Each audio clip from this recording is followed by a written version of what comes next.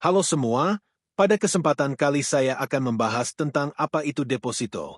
Pertama saya akan menjelaskan pengertian deposito. Deposito adalah salah satu produk simpanan di bank yang mirip dengan tabungan, tetapi dengan beberapa perbedaan penting. Deposito adalah simpanan uang yang kamu tempatkan di bank dalam jangka waktu tertentu, misalnya 1 bulan, 3 bulan, 6 bulan, atau 12 bulan. Selama jangka waktu tersebut, uangmu akan dikunci dan tidak bisa diambil sewaktu-waktu sebagai imbalan karena uangmu disimpan dalam jangka waktu tertentu, bank akan memberikan bunga yang biasanya lebih tinggi daripada bunga tabungan biasa. Nah, tadi itu kan tentang penjelaskan apa itu deposito, sekarang saya akan membahas kelebihannya. Mari kita bahas lebih lanjut tentang kelebihan-kelebihan. Keamanan tinggi. Deposito dijamin oleh lembaga penjamin simpanan, LPS, hingga jumlah tertentu. Jadi, uangmu relatif aman jika bank tempat kamu menyimpan deposito mengalami masalah. Deposito dianggap investasi yang aman karena risikonya lebih rendah dibandingkan investasi lain seperti saham. Suku bunga lebih tinggi. Bunga deposito biasanya lebih tinggi daripada bunga tabungan biasa. Ini artinya, uangmu akan berkembang lebih cepat. Bunga yang lebih tinggi ini bisa membantu kamu mencapai tujuan keuanganmu lebih cepat, misalnya menabung untuk pendidikan atau membeli barang impian. Bunga tetap, suku bunga deposito biasanya tetap selama jangka waktu penyimpanan. Jadi, kamu tahu pasti berapa banyak bunga yang akan kamu dapatkan. Kepastian ini membuat deposito cocok untuk perencanaan keuangan jangka pendek dan menengah. Mudah dikelola. Proses pembukaan dan pengelolaan deposito umumnya mudah dan sederhana.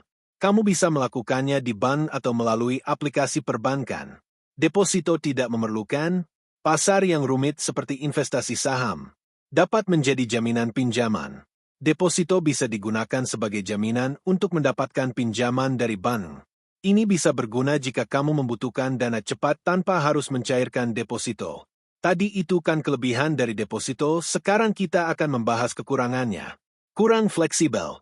Uang yang disimpan dalam deposito tidak bisa diambil sewaktu-waktu. Ini bisa jadi masalah jika kamu membutuhkan dana darurat. Potensi keuntungan lebih kecil.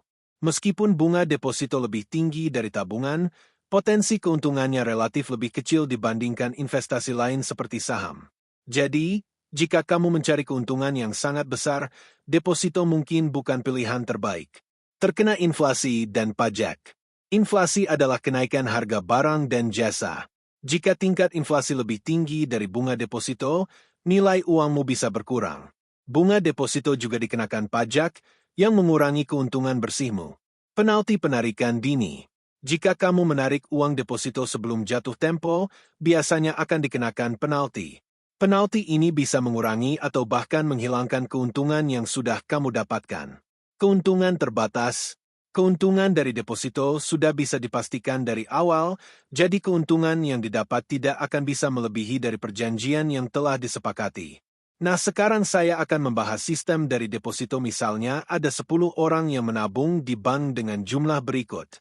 Dari uang kalian, bank akan mengumpulkannya untuk menabung lagi ke Bank Indonesia dan hampir sebagian besar dipinjamkan kepada orang lain. Saya cuma memakai perumpamaan misalnya cashnya 10%, menabung di Bank Indonesia 20%, dan porsi terbesar 70%-nya dipinjamkan kepada masyarakat. Dari uang tersebut kita bisa melihat pendapatan bank tersebut. Nah, tadi kan pendapatan bank, sekarang saya akan membahas kewajiban bank untuk membayar bunga dari nasabah untuk saat ini.